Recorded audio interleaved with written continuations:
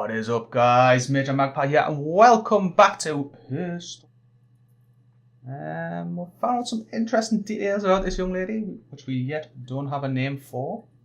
And her husband, Simon Smith, has gone missing, whether he's been murdered or he's just took off and left her because he was fed up with our total bullshit. We aren't yet sure. Simon apparently had a bit of a fetish for blonde-haired women. She claims to be pregnant. We don't know how sure that is, although she has threw up in one of the videos that we've watched. This could suggest morning sickness, I don't know. Simon has left without taking any of the vehicles, which I thought suggested he might have gone down to the local pub, which is the Rockington Arms, known as the Rock by the locals. We haven't yet had any names mentioned from the Rock, that's the thing. No names as of yet. We've had a couple of names thrown up as Helen as a blonde. Got no other details on Helen. We've got Diane and Eric. Eric is Simon's boss and Diane is Eric's wife. This young lady here had an argument with Simon on Friday night and took off and drove all the way to Glasgow. And I'm not yet sure where she's drove to Glasgow from. I'm not sure if it's relevant, to be honest, but I would like to find out. Because it could be quite a hike if it was like, south of UK to, north of Scotland. It's quite a drive. I'm just out of curiosity going to search drowned. Because she sang about, just the song comes up. She sang about drowning her sister. I mean, it might be lyrics from a song, I don't know, but let's try searching the plumber.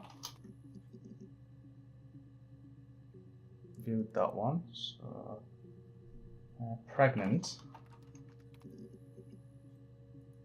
Okay, so we've got a few videos here on her talking about pregnancy. Let's have a look. I got pregnant. Both our parents had a big powwow. We weren't even in the room, and they decided we should get married. Aha, so it was a forced marriage. Really, was it?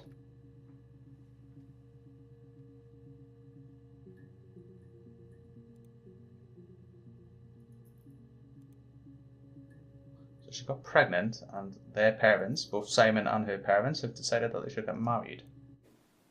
Yes, I'm fine. I won't be sick again. This happens some days. I'm pregnant. This morning sickness. So her throwing up is morning sickness and not actually that upset that, Simon has disappeared or wherever. So she's talking about morning sickness. Right. No. Well, yes. You found out on my birthday. I told him I was pregnant. Okay. So told about pregnancy.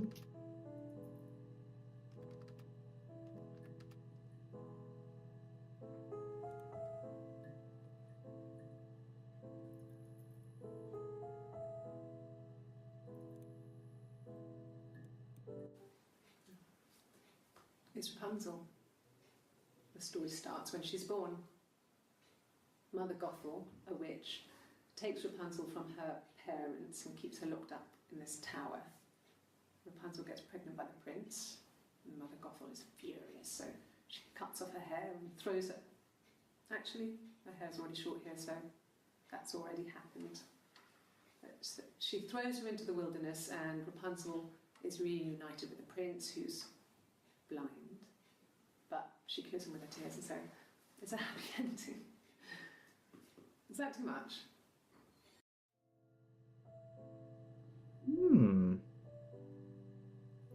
So I'm gonna have story and happy ending. And no, guys, it's not that sort of happy ending. Alright. Okay. So, what else? She did quote in the last episode actually something about a cat flap. So, well, I'll have a look and see if anything was found with a cat flap. Ah, yes. No, they were shut. Most of the windows were really hard to open anyway. They're stifling in summer. They were painted over by my dad. Could have left a door open accidentally. Or there's a cat flap in the back door. She's talking about windows.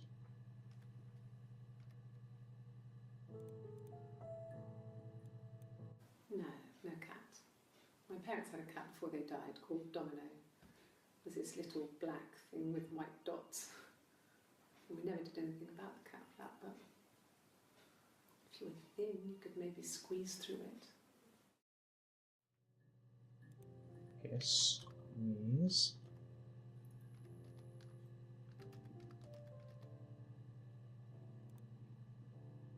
Okay, so not much on the cat flap. Let's have a look at Simon's watch.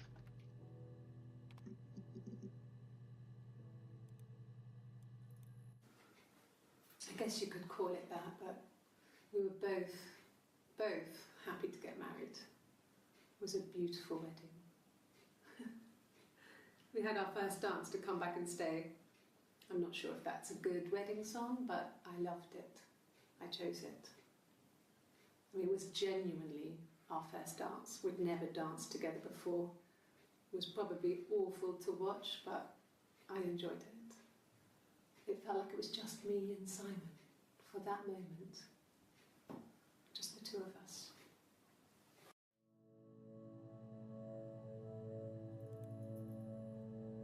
So she's talking about her marriage, which was forced upon them.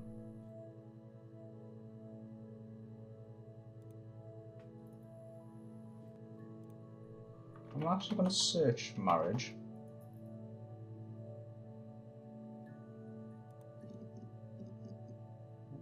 A couple of videos. I hoover my dust every week, maybe less.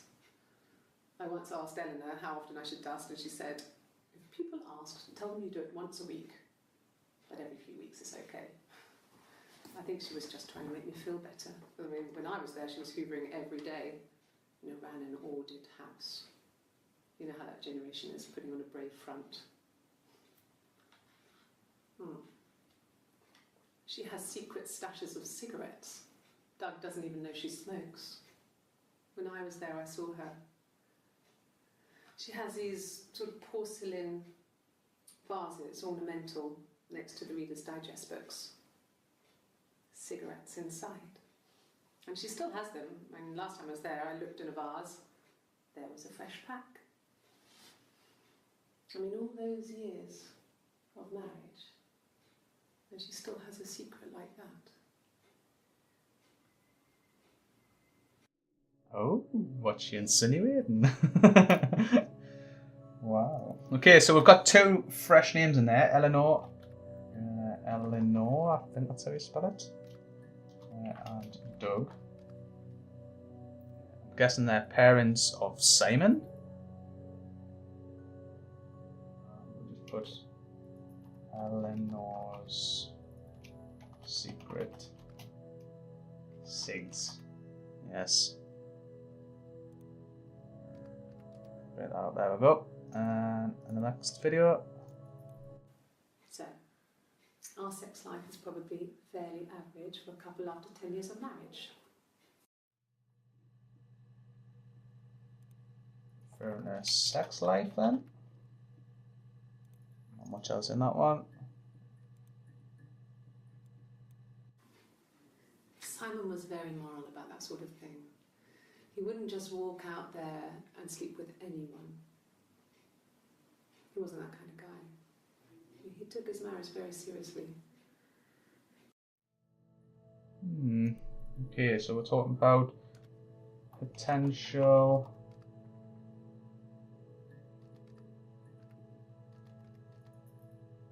affair.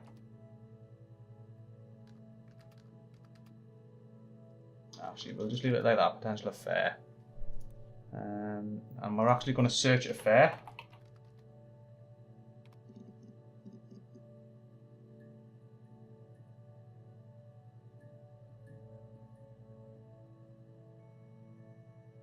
Okay, so let's have a look at this one then. An affair? Simon wasn't having an affair. Very short and sweet. She's adamant Simon wasn't having an affair. Next. You're reaching here. And I don't know why. No, I've never cheated on anyone. I've never taken anything from anyone. Simon is dead. But I have my baby to care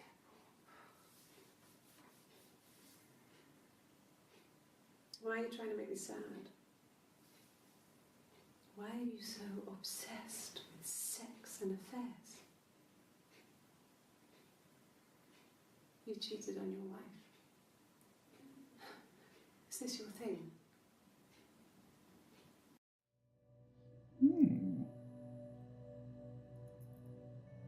Somebody that's just lost her husband. She's not very upset about it. Deflecting.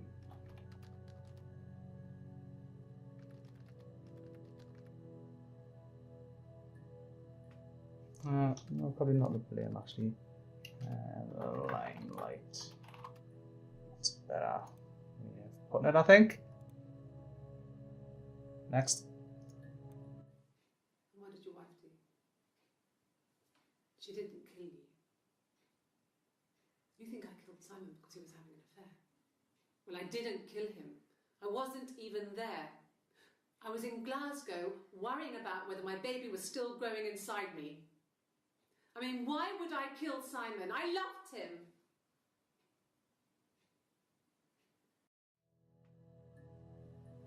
Now she's starting to get a bit emotional. Okay, so we're gonna do baby, Glasgow, upset. That's the first tear I think she's had in the whole thing. But baby, Glasgow, upset.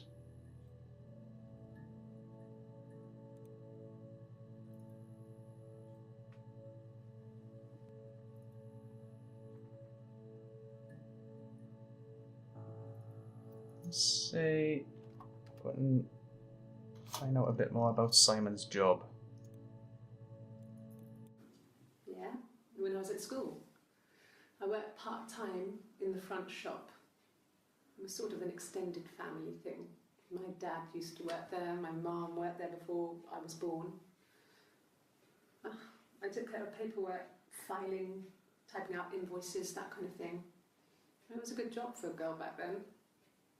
I didn't work a till or anything though, I was quite shy, so I wouldn't have liked to have worked a till. So I'm guessing she doesn't work at all then.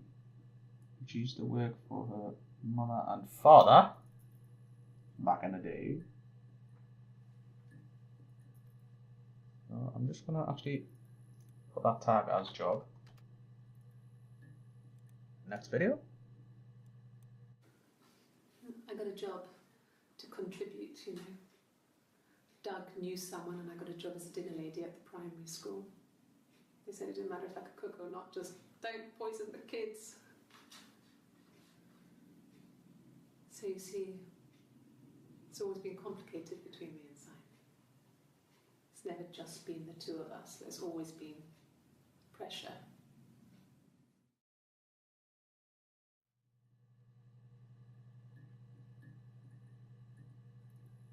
So she was a dinner lady. did have a job. And Simon's father, I'm guessing that is. Did you see Doug? I think Doug was Simon's father. So let's go ahead and find out. Watch that last video. And the Glaziers. I worked there some weekends and Simon had a part-time job there too. That was Eric's generosity. He was always good at helping out other people's children. Simon was quiet, more thoughtful than the other boys. Even then, he had a sense of craftsmanship. Wasn't always rushing stuff. Boys that age are just running around like headless chickens most of the time. You know? Plus, he had that look. He looked like a fairy tale prince from one of my books.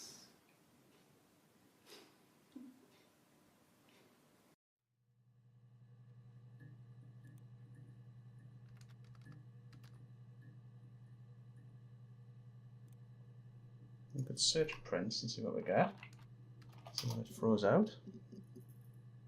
Yeah. Let me see. Yes. I drove in here because I remember well I went over the river. And then there was a church there. Yeah. And I probably parked. Well, I remember seeing a street sign called Princess Street. There it is. Yeah, so I'm pretty sure it must be this one. There. So she's actually shown us where, I'm guessing, where she ended up in Glasgow.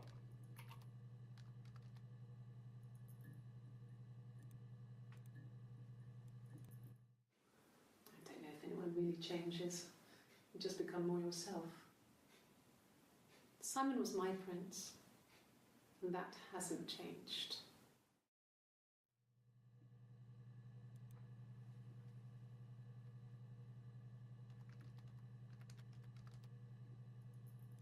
So she's Adam and Simon, and here had a perfect relationship. There were always princes and princesses. They were the special people, more important than the other characters in their stories. We knew we were like that. Twins. Magical. We were the princesses. We had a poster of Princess Diana from the newspaper up in our attic. Had a pride of place. And underneath we used to put all our special things. When her engagement was announced, we were obsessed with everything she did. And later, when her life went so bad, we felt for her. Her divorce last year just kind of drew a line under things.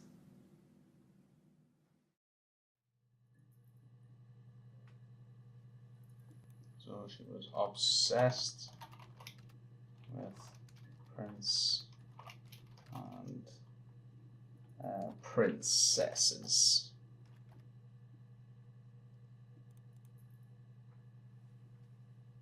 Let's just go and do a quick search for Doug. Find out who Doug was. Yeah.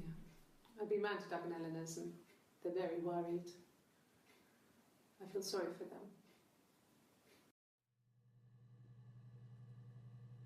Right, so I'm starting to get the impression that some of these videos are before they knew what had happened to Simon, and some of them are after. I'm guessing Simon is actually dead. His body has been recovered. We've got visited parents. I'm not going to put whose because I'm not exactly sure that they are Simon's. So Okay. I parked up in the street. It was busy, so I had to park down the end of the road. Walked up, knocked on the door, no answer. I took my keys out of my bag and unlocked the door. The main lock was unlocked. You can tell because the key doesn't turn when you try to turn it to the left. I walked in. Simon's coat wasn't on the peg. I couldn't see his shoes in the shoe rack. I shouted out. I walked straight into the kitchen because he usually sits in there to have a cup of tea and read his paper. He wasn't there. I touched the kettle, it was cold. I looked quickly in the living room, nothing. So I walked upstairs to the bedroom and he wasn't there. I didn't search for him because it was pretty clear he wasn't there. I had a shower. The phone rang whilst I was in the shower. I didn't answer it. I think it was Eric. Then I was just exhausted. So I lay down on the bed and I fell asleep, though I didn't mean to. I woke up a couple of hours later and I was surprised to see no one in the bed next to me. And then I remembered where I was and what had happened. That's when Eric called again. This time I spoke to him. Then I called Doug and Eleanor. And then I decided to come and see you. That enough? Okay, so it is revealed that she did actually go to the authorities on the Saturday after she'd had a sleep. Put sleep and sat.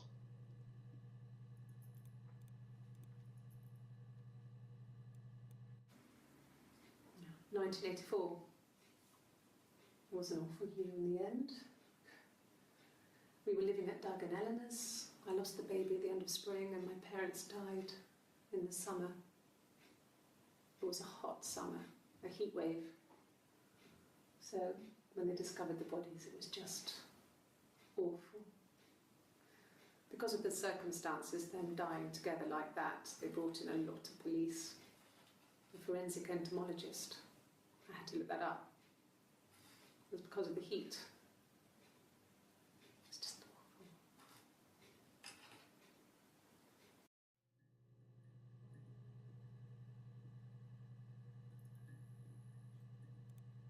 In 1984, she lost the baby.